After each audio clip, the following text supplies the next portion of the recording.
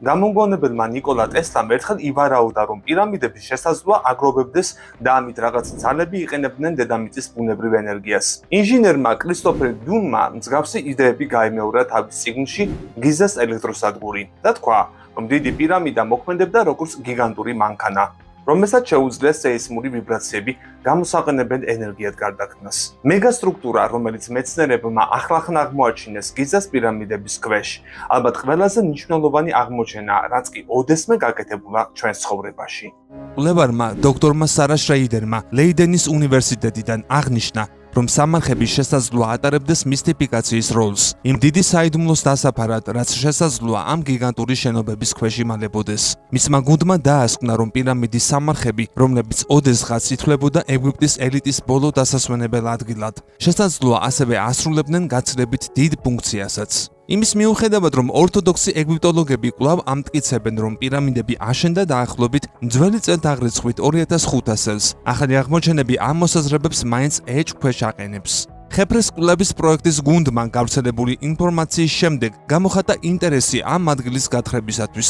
ნებართვისთვის მიმართეს ხელისუფლებას, მაგრამ ეგვიპტის მთავრობა დიდი ხანია ფრთხილობს ამ სამუშაოებისათვის ნებართვის გაცემის დამტკიცებასთან დაკავშირებით, რადგან იქაური მთავრობიდან გამოჟონილი ინფორმაციით არ სურთ ეჭვქვეშ დადგეს ოფიციალური პოზიცია პირამიდების ისტორიულ დანიშნულებასთან დაკავშირებით. მაინც რატომ არ სურს ეგვიპტის მთავრობას მეტის გარკვევა? ან ხომ არიციან მათ უკვე ჩვენზე მეტი და მალავენ სიმართლეს? ერთი მოსაზრების თანახმად, თუ აღმოჩნდება, რომ ეს მეგალითური ნაგებობები ეგვიპტური ცივილიზაციის მიერ არ არის აგებული და მით უმეტეს მასში არამიწიერი ცივილიზაციის ხელიურევია, ეგვიპტე დაკარგავს მორალურ უფლებას ერთპიროვნულად ფლობდეს ამ ნაგებობებს და მით უმეტეს აღარ დაუკავშირდება ამ ქვეყნის ისტორიას. ის გაცილებით ფართო ცნებას და მნიშვნელობას შეიძენს საკაცობრიო თვალსაზრისით და მასზე უკვე არაერთი პრეტენზია იქნება გამოთქმული. ანუ ეგვიპტე ერთპიროვნული ფლობის უფლებას დაკარგავს ყველა თვალსაზრისით. მათ შესაძლოა ეშინოდეთ ახალი თავსატეხების და ამიტომ ამჯობინებენ განავითარონ ორთოდოქსული დოგმატური შეხედულებები ეგვიპტის პირამიდების რაობასთან დაკავშირებით. კიდევ ერთხელ რომ წარმოვიდგინოთ მასშტაბი.